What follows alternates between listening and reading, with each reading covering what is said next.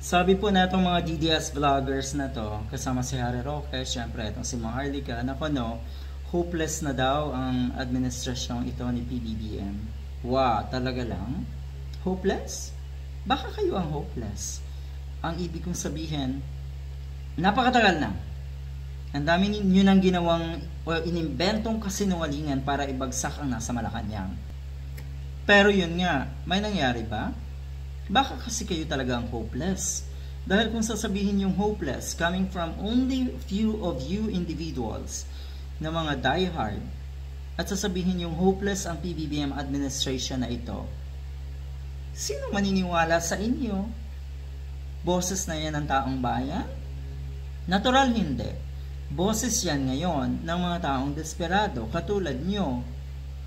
Hopeless na daw. Ang ultimate solution daw, dagdag ng dating Stouts Marcos Defender vlogger, ay lumabas na daw sa kalye ang taong bayan. Go! Bakit kasi ayaw nyo pang lumabas?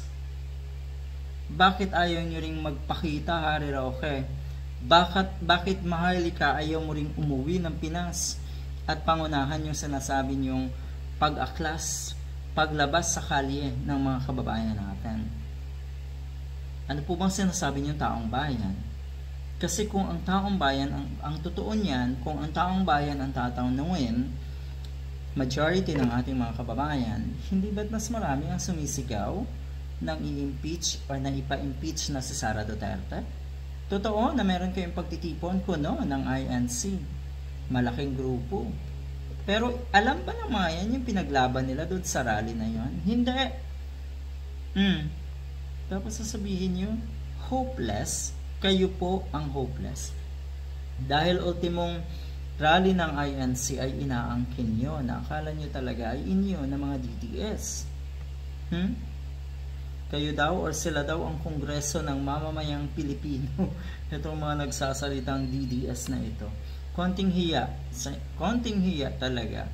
Itsuran nyo talaga. Ano ho? Ang kakapal ng mukha, ang titibay ng sikmura. Grabe.